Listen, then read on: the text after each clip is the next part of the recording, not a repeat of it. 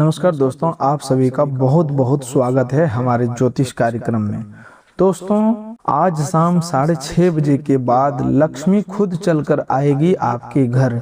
स्वयं ब्रह्मा ने लिख दिया आपका भाग्य। भगवान भोलेनाथ के आशीर्वाद से यह घटना होकर रहेगा। कोई माई का लाल रोक नहीं पाएगा। दोस्तों, सबसे पहले आपको अगले 72 घंटों के अंदर कौन कौन सी गलती भूल कर भी नहीं करना है, हम आपको आज विस्तार पूर्वक बताने वाले हैं। और दोस्तों, सावधान हो जाइए, कान खोलकर सुनिएगा। आपके घर के कोने में पड़ी ये 3 चीजें धीरे धीरे आपके घर की रौनक को समाप्त करके उसे शमशान जैसी उदासी भर सकती है। इन्हें समय रहते घर से बाहर कर दीजिए, अन्यथा मेहनत करने के बाद भी आर्थिक तंगी, अनावश्यक खर्च और मानसिक अशांति आपका पीछा करती रह सकती है। आपके रिश्तेदार, पड़ोसी और मित्र नई गाड़ियां खरीदते हुए, बड़े मकान बनाते हुए तथा जीवन में आगे बढ़ते हुए दिखाई देंगे, लेकिन आप परिश्रम के बाद भी उसी स्थान पर खड़े रह जाएंगे। क्योंकि आज जो महत्वपूर्ण बात बताने जा रहा हूँ वह बात संभव है कि इससे पहले किसी ने आपको इतने स्पष्ट शब्दों में समझाई हो। सच्चाई कई बार सुनने में कठोर लगती है। सत्य मन को थोड़ी देर के लिए चोट पहुंचा भी सकता है, लेकिन वही सत्य मनुष्य को बर्बादी के गहरे गड्ढे से बाहर निकालने का मार्ग दिखाता है। वही सच्चाई आपके घर में दोबारा माता लक्ष्मी के स्वागत का वातावरण बन सकता है। आज शाम 6:30 बजे के बाद अपनी आंखों पर विश्वास नहीं होगा। सच्चाई सुनकर आपके होश उड़ जाएंगे। दोस्तों, वही सिख परिवार में प्रेम, सुख, शांति और समृद्धि वापस ला सकती है। इसीलिए इस वीडियो को पूरे धैर्य और एकाग्रता के साथ अंत तक देखिए, बीच में मत छोड़िएगा, क्योंकि आज बताई जाने वाली जानकारी आपके घर को अव्यवस्था, तनाव और निराशा से निकालकर स्वच्छ, शांत और देवी देवताओं के योग स्थान बनाने की प्रेरणा दे सकती है। इस बात को लिख कर रख लीजिए कि आज का यह संदेश आपके जीवन की दिशा और दशा दोनों बदलने की क्षमता रखता है। लेकिन परिवर्तन केवल सुनने से नहीं होगा।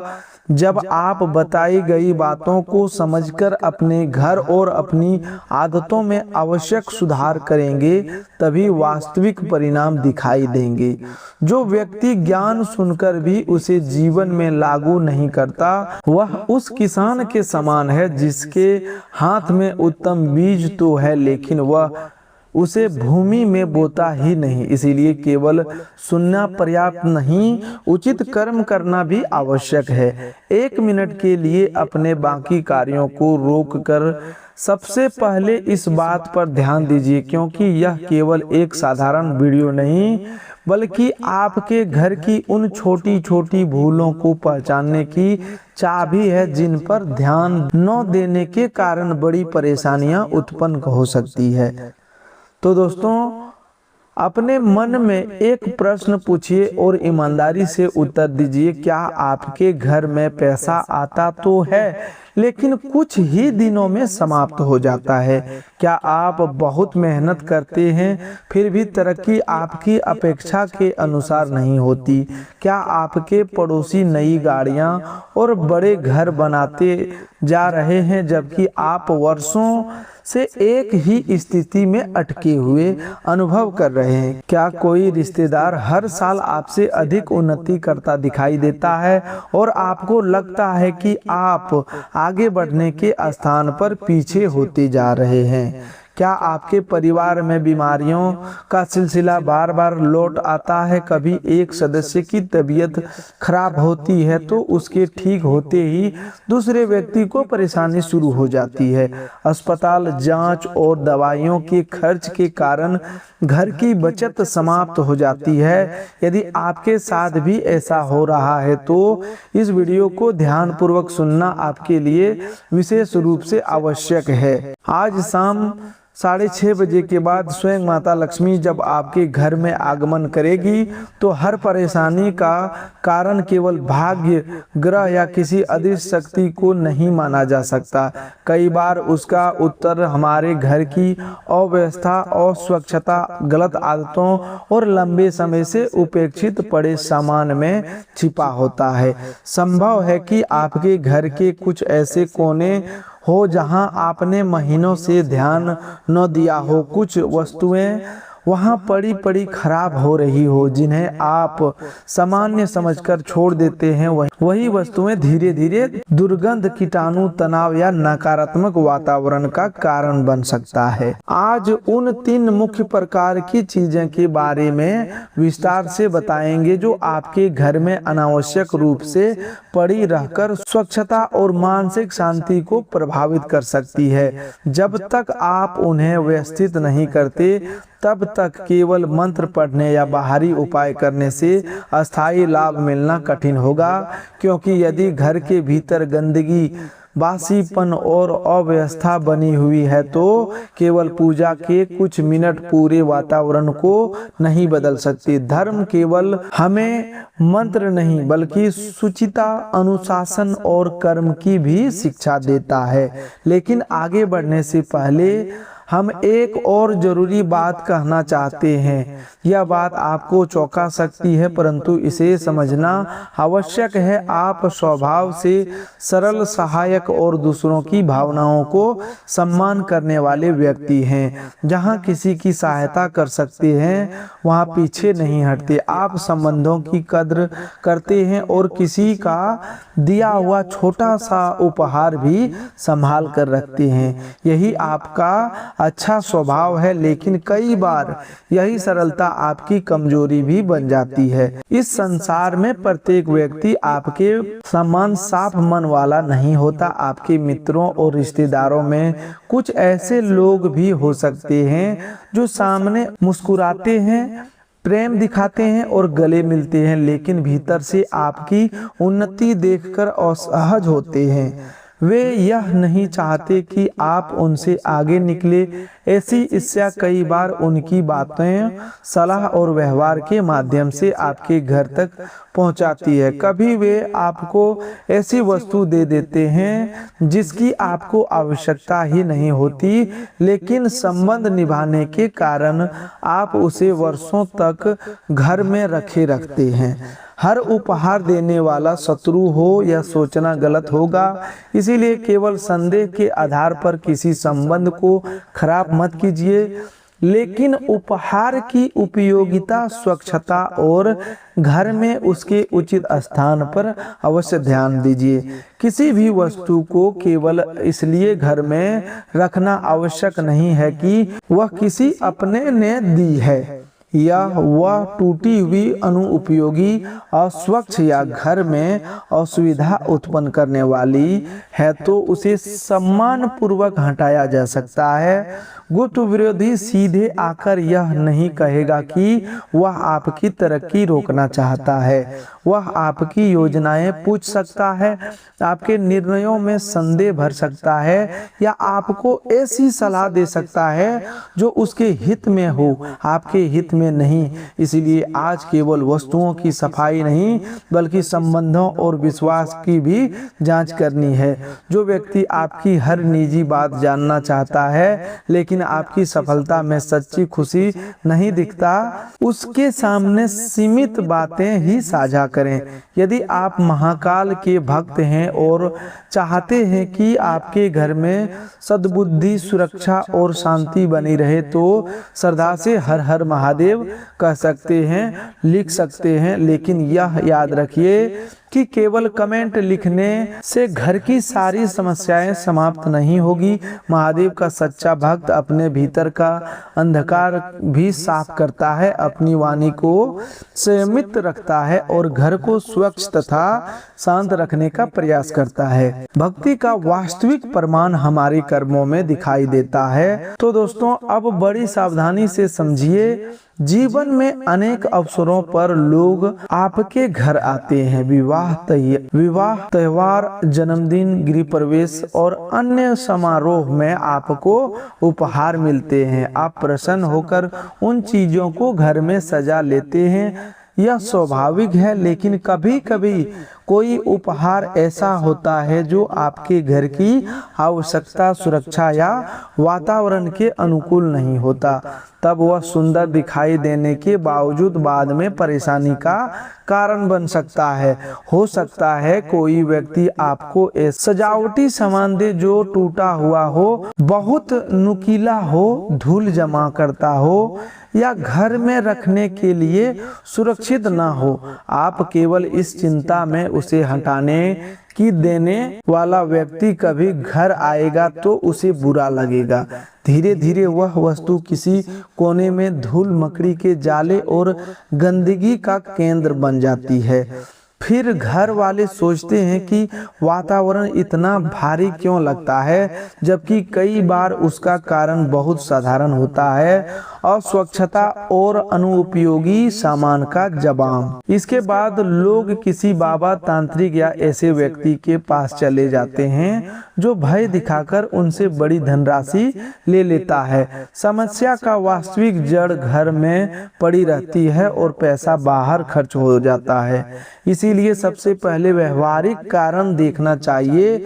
घर की सफाई, खराब वस्तुओं को हटाना, हवा और प्रकाश का प्रवेश, सुरक्षित भोजन, सही दवा व्यवस्था तथा शांत व्यवहार से सभी आध्यात्मिक उपायों को जितने ही महत्वपूर्ण है। वास्तुशास्त्र की परंपरा हमें यह समझाने का प्रयास करती है कि घर केवल चार दीवारों का ढांचा नहीं, बल्कि हमारे जीवन का सबसे निकट वातावरण है। जिस स्थान पर हम प्रतिदिन सोते, खाते, सोचते और परिवार के साथ समय बिताते हैं, उसका प्रभाव हमारे मन पर अवश्य पड़ता है। यदि घर स्वच्छ, खुला और व्यवस्थित हो तो मन भी हल्का रहता है। यदि हर कोने में टूटा सामान, बदबू, गंदगी और अव्यवस्था हो तो तनाव और चिड़चिड़ापन बढ़ सकता है। हमारे ऋषि मुनियों ने शुद्धता को केवल धार्मिक क्रिया नहीं माना। उन्होंने स्नान, स्वच्छ वस्त्र, शुद्ध भोजन, साफ पूजा स्थान और व्यवस्थित घर को साधना का हिस्सा बताया। गीता में भगवान श्री कृष्ण ने वास्तविक जीवन की चर्चा करते हुए शुद्धता, संयम और संतुलन का महत्व समझाया है।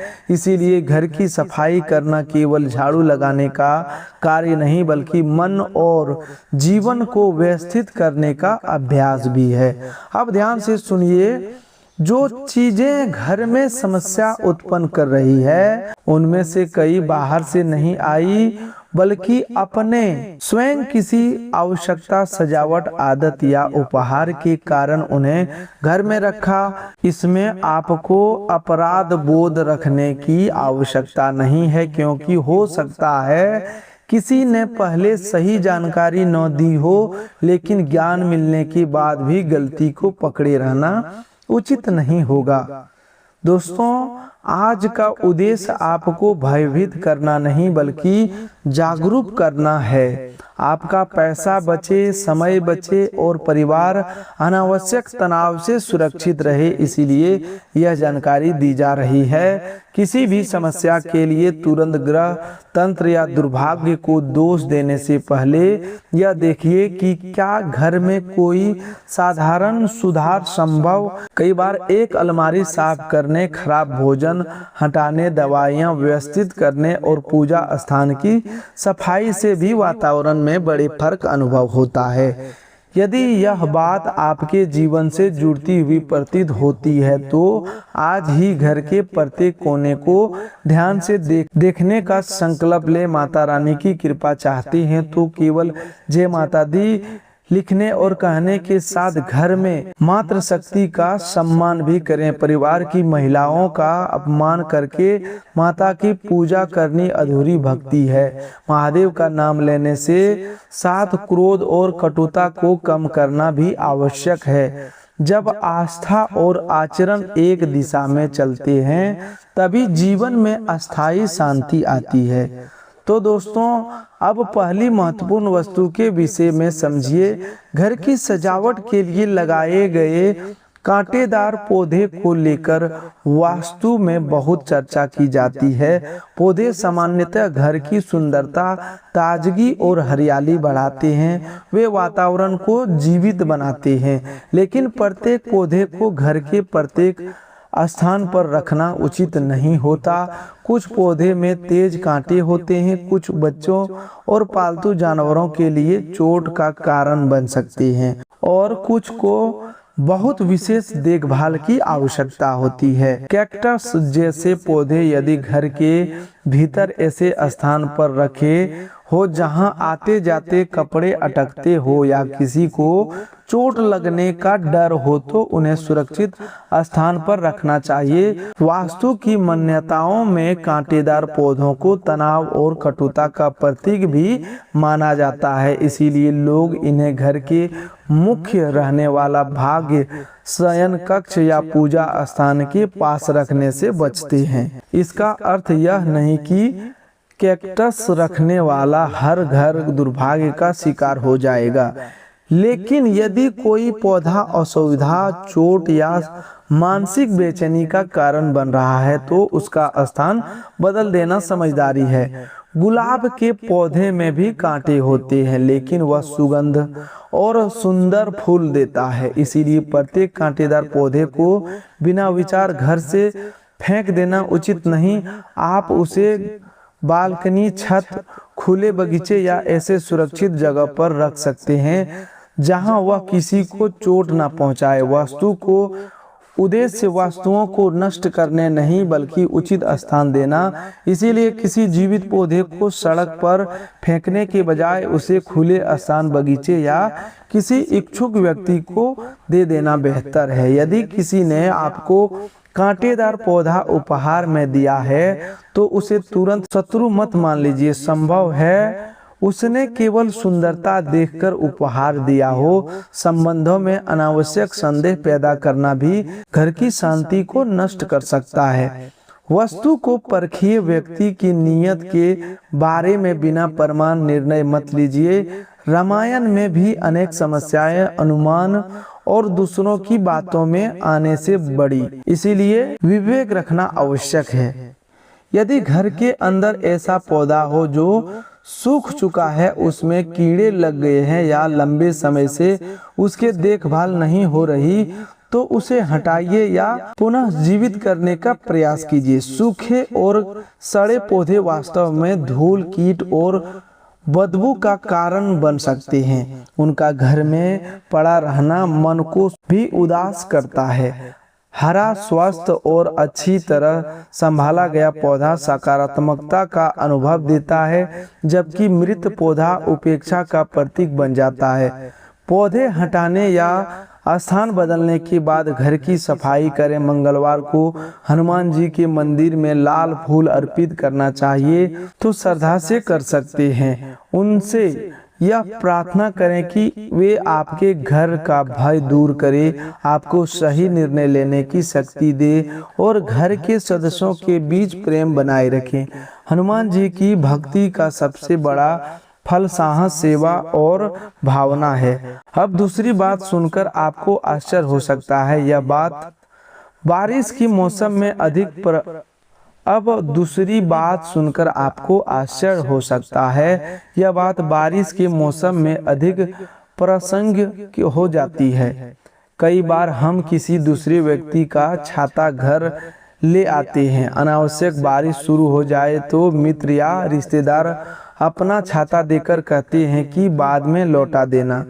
इसमें अपने आप कोई अशुभता नहीं है, यह सामान्य सहायता और सामाजिक व्यवहार का हिस्सा है। लेकिन समस्या तब बनती है जब हम उसे लौटाना भूल जाते हैं और वह महीनों तक घर के किसी कोने में पड़ा रहता है। गीला छाता यदि बंद अवस्था में घर के अंदर छोड़ दिया जाए तो उसमें दुर्गंध, फफूंद और जंग लग सकती है। उससे फर्श गीला हो सकता है और फिसलने का खतरा पैदा होता है। इसीलिए किसी भी छाते का उपयोग के बाद खोलकर सूखने दें और फिर व्यवस्थित स्थान पर रखें। यदि छाता किसी और का है तो उसे समय पर वापस करना नैतिक जिम्मेदारी भी है। किसी की वस्तु अपने पास रखना स्वयं से अनुचित आदत है।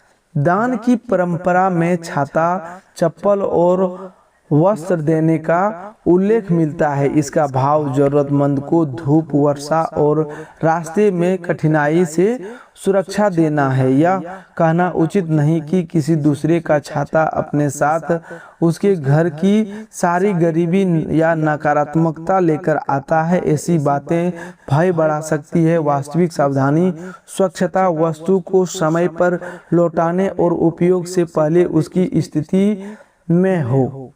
इसी प्रकार किसी दूसरे के चप्पल या जूते लंबे समय तक पहनना स्वच्छता की दृष्टि से अच्छा नहीं माना जाता।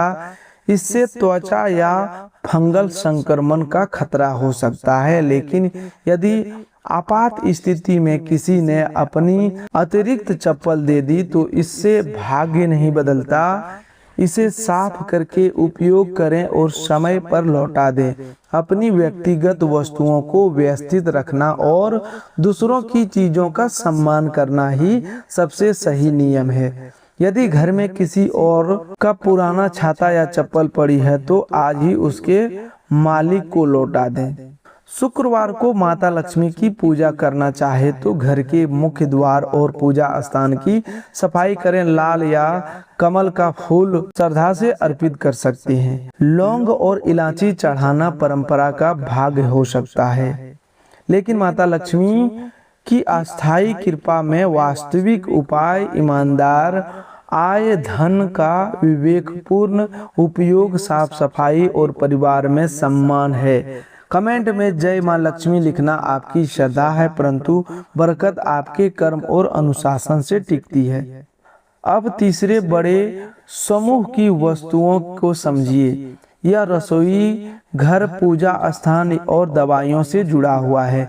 देखने में ये अलग अलग चीजें हैं, लेकिन इन सब का मूल कारण एक ही है, उपेक्षा, बासीपन और अवस्था। जब भोजन खराब होकर पड़ा रहता है, पूजा के सूखे फूल कई दिनों तक नहीं हटाते और एक्सपायरी दवाइयां अलग अलग स्थानों पर बिखरी रहती है, तब घर में अस्वच्छता और लापरवाही का वातावरण बनता है। हिंदू धर्म में अन्न को देवता का सम्मान दिया गया है। भोजन से पहले अन्नपूर्णा माता का स्मरण इसलिए कृतज्ञता का प्रतीक है। हमें जितना भोजन चाहिए उतना ही लेना चाहिए और उसे व्यर्थ नहीं करना चाहिए। लेकिन कई बार भोजन की थाली में सावधानी रखने वाला व्यक्ति फ्रिज और रसोई की अलमारियों को महीनों तक नहीं देखता।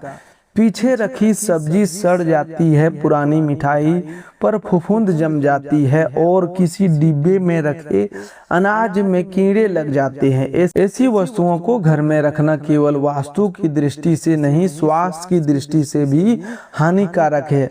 फफूंद लगे भोजन को काटकर बाकी हिस्सा खाना कई मामलों में सुरक्षित नहीं होता, क्योंकि उसके विषैले तत्व दिखाई देने वाले भाग्य से आगे फैल सकते हैं। दुर्गंध और कीड़े अन्य खाद्य पदार्थों को भी प्रभावित कर सकते हैं। इसलिए फ्रिज, डब्बों और रसोई की अलमारियों की नियमित जांच करना आवश्यक है। रसोई घर माता अन्नपूर्णा का स्थान माना जाता है। वहां साफ बर्तन, ताजा भोजन और व्यवस्थित सामान रखना धार्मिक सामान्य के साथ साथ स्वास्थ्य का भी नियम है। कई दिनों तक पड़े जूठे बर्तन बैक्टीरिया, कीट और दुर्भाग्य का कारण बन सकते हैं। इससे तेलचिट्टे और अन्य कीड़े आकर्षित होते हैं। ऐसे वातावरण में घर के लोग बार बार बीमार पड़ सकते हैं और फिर खर्च बढ़ता है। इसीलिए रसोई की सफाई को किसी चमत्कारी उपाय से कम मत समझिए। प्रतिदिन रात में जितना संभव हो बर्तन साफ करके सोएं। गैस चूल्हा, सिक और भोजन रखने की सतह पोंछें। सप्ताह में कम से कम एक बार फ्रिज की जांच करें। जिन वस्तुओं की तारीख निकल चुकी है या जिसमें फफूंद और दुर्गंध है उन्हें उचित तरीके से हटाएं। खाने योग्य बचा भोजन जरूरतमंद को समय रहते दें, लेकिन खराब भोजन किसी मनुष्य या पशु को भी न खिलाएं। भोजन का सम्मान केवल मंत्र पढ़ने में नहीं, उसे बर्बाद होने से बचाने में है। परिवार की आवश्यकता के अनुसार खरीदारी करें। बहुत अधिक सम्मान केवल रास्ता मिलने के कारण न खरीदें। यदि उसके उपयोग की संभावना कम है, इससे धन भी बचेगा और भोजन भी व्यर्थ नहीं होगा। छोटी सी योजना घर के खर्च में बड़ा सुधार ला सकती है। अब पूजा स्थान में चढ़ाए गए फूलों की बात समझिए। भगवान को ताजे फूल चढ़ाना भक्ति और सौंदर्य का प्रतीक है, लेकिन फूल सूखने के बाद उन्हें लंबे समय तक तस्वीरों और मूर्तियों पर लटकाए रखना उचित नहीं। सूखे फूल धूल पकड़ते हैं, टूटकर नीचे गिरते हैं और पूजा स्थान को बासी तथा उपेक्षित दिखावे है। देव स्थान को स्वच्छ और ताजा रखना शुद्धता श्रद्धा का हिस्सा है। चढ़ाए हुए फूल अगले दिन या सूखने पर सम्मान पूर्वक हटा दें। उन्हें किसी पौधे की मिट्टी में रख सकते हैं या कंपोस्ट बना सकते हैं। हर स्थान पर नदी में फूल बहाना पर्यावरण के लिए उचित नहीं, विशेषकर यदि माला में प्लास्टिक, तार या चमकीली सामग्री हो तो धार्मिक भावना के साथ प्रकृति की रक्षा करना भी धर्म है। यदि फूलों से दुर्गंध आने लगी हो तो उनमें कीड़े पड़ गए हो तो तुरंत हटाएं। भगवान को प्रेम चाहिए, बासी वस्तुओं का ढेर नहीं। गीता में श्री कृष्ण कहते हैं कि भक्त प्रेम से पत्र, पुष्प, फल या जल अर्पित करे तो वे उसे स्वीकार करते हैं। यहाँ भाव की प्रधानता है, वस्तु को लंबे समय तक लटकाए रखने की नहीं। तो दोस्तों आज के लिए बस इतना ही। मिलते हैं एक और नए ज्योतिष कार्यक्रम में। तब तक के लिए धन्यवाद। आपका दिन शुभ हो, मंगलमय हो।